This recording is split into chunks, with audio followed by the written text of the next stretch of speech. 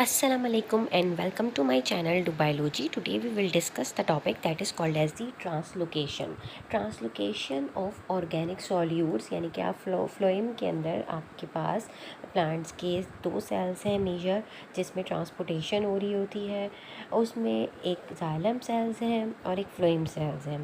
Phloem sales leave से towards the ये कह लीजिए रूट स्टॉक जो है वो ऑर्गेनिक सॉल्यूट्स को डिस्ट्रीब्यूट करते हैं। जो प्रोडक्ट फॉर्मेशन हो चुकी होती है फोटोसिंथेसिस की, उसको मूव कराएगा फ्रॉम मैच्योर लीव से to growing and storage organs of the plants के अंदर। ठीक है, डायरेक्शन ऑफ द ट्रांसपोर्ट जो है वो डिटरमिन्ड होती है by the relative locations of the sources. और इसमें sink and source and sink movement भी इसको आप कह सकते हो, और sources and sinks of photosynthate. ठीक है, यहाँ पे जो डायरेक्शन होगी ट्रांसपोर्ट की वो रिलेटिव होगी टू द जो भी लोकेशन है सोर्स से, जिस सोर्स से सिंक के अंदर, मतलब सोर्स क्या है, लीव्स हैं, लीव्स से जो है वो सिंक आउट कर रहा है जो भी प्रोडक्ट है वो to all parts of the या storage organs of the plant के अंदर। ये जो मूवमेंट है ये कहलाती है photo assimilates and other organic material जो है वो इसके थ्रू, फ्लोएम के थ्रू जो है वो मूव कर रहे होते हैं। इसलिए इसको आप ये कह सकते हो कि फ्लोएम ट्रांसपोर्टेशन है, ये जो है हो रही है inside the phloem cells. Transport occur through specialised tissues called as the sieve elements. और ये जो स्पेशलाइज्ड टिश्यूज़ होते हैं इनको कहा जाता है सीव एलिमेंट्स, क्योंकि इनके अंदर परफोरेशन प्रेजेंट होती है। जैसे सीव के अंदर होती है ना, छन्नी के अंदर स्मॉल पोर्स होते हैं, इसी तरीके से समझ लीजिए कि ये एक छन्नी की तरीके से काम कर रही होती है, इसलिए इसको सीव एलिमेंट्स कहा जाता है। अब what is source and sink movement, ये है क्या source and sink movement? Translocation of photosynthate, यानी कि जो प्रोडक्ट फॉर्मेशन हो गया है वो always takes place through the source to sink tissues.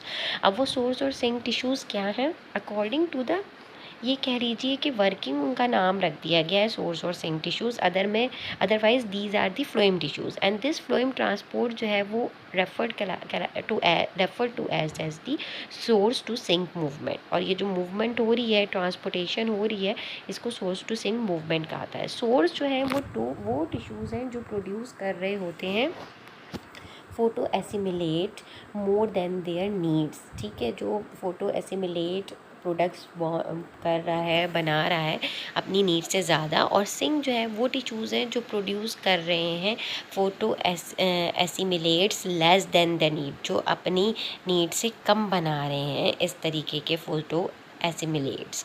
ठीक है, और do not produce assimilates, photo assimilates या प्रोड्यूस ही नहीं कर रहे सिंक वो टिश्यूज़ हैं। Like the mesophyll cells of all the middle parts of the leaves जो हैं वो कहलाते हैं सोर्स, और दी फ्रूट सीड्स और रूट्स जो होते हैं वो सिंक कहलाते हैं। जाहिर सी बात है, मैंने अभी कहा कि सोर्स से सिंक की मूवमेंट हो रही की तरफ मूवमेंट हो रही है, और सिंक जो है वो क्या है, टूवर्ड्स दी स्टोरेज ऑर्गन्स है।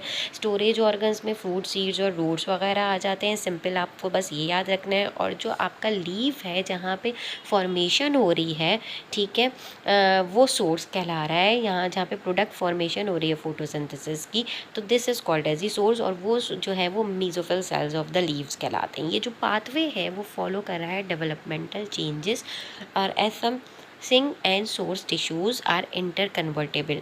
और ये जो सोर्स और सिंक टिश्यूज़ हैं ये इंटर कन्वर्टेबल हैं during the development of the plant. जो बन गए बस वही हैं, ये कन्वर्ट नहीं हो सकते। For example developing and germinating seed, developing and mature leaves, ये जो है इनकी एग्जाम्पल्स में आ जाता है।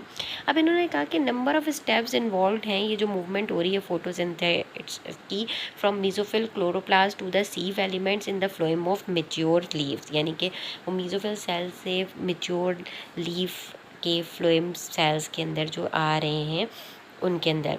अब यहाँ पे उन्होंने कहा जो सक्रोज सिंथेसाइज होता है in the cytosol of the mesophyll cells में, ये सक्रोज जो है वो ट्रांसलोकेट होता है मीजोफिल सेल से।